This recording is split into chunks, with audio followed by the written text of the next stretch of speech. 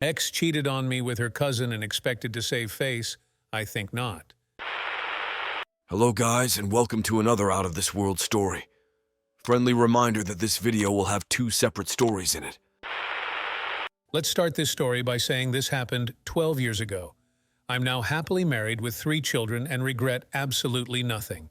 I was with my then fiancée for 3 years. I had noticed that she was being extremely controlling. I was expected to give every little detail of my day and tell her my schedule in advance, and if I deviated from that, she would be very upset. She chalked it up to just bad feelings she was having and shrugged it off as her paranoia for past relationships of infidelity. I had never once cheated or strayed, and I never gave her a reason to act like this. It felt unbecoming of my fiancé to act in such a way. Now this is where it gets juicy. After she had asked for my schedule to make plans, as mine tends to be more hectic than hers, I noticed she was texting someone. In my line of work, if I put in more than 40 hours, I have the ability to take time off at will as long as the work is completed at a later date. I was very good friends with a brother and still am. We laugh about this to this day, and he actively reminds her of it. I messaged him stating I wanted to do something special for her a little bit earlier than our anniversary to make sure it was a special surprise. They both worked in the same fabrication facility. He was a fabricator and she a shipping manager.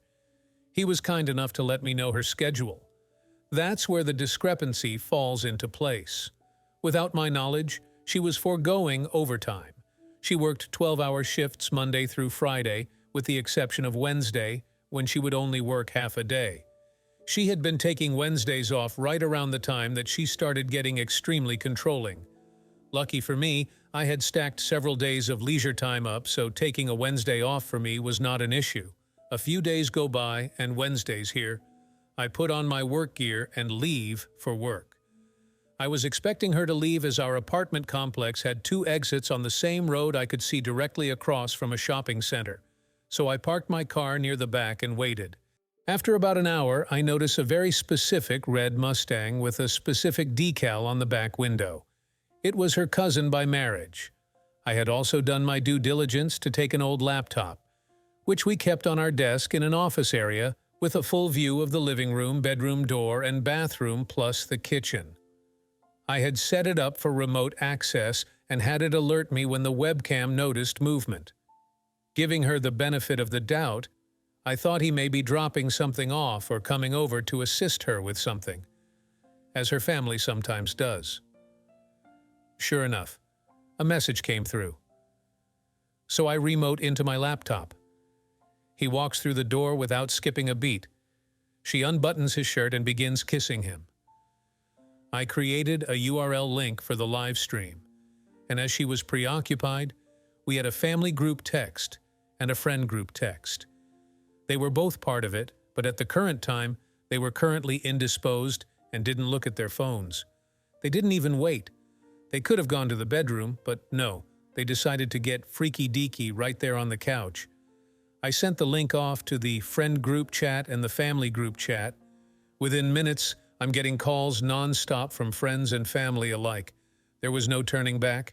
She was getting blown up, but she was ignoring her phone.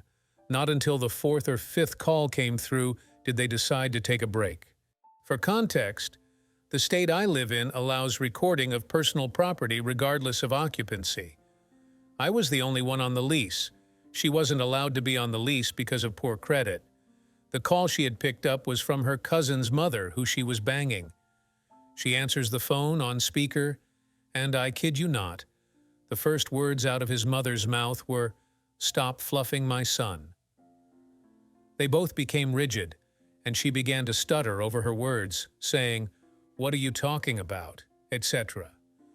The mother then divulged that there was a live feed of them sent out by me to her family. She grabbed every pillow off the couch and covered herself up. The cousin staggered off, trying to put on his pants and shoes, just to trip himself up and bang his head off of my coffee table, leaving it with a divot. By this time, I had made my way to the front of the apartment complex. I was there to greet the adulterer as he came out of the front exit.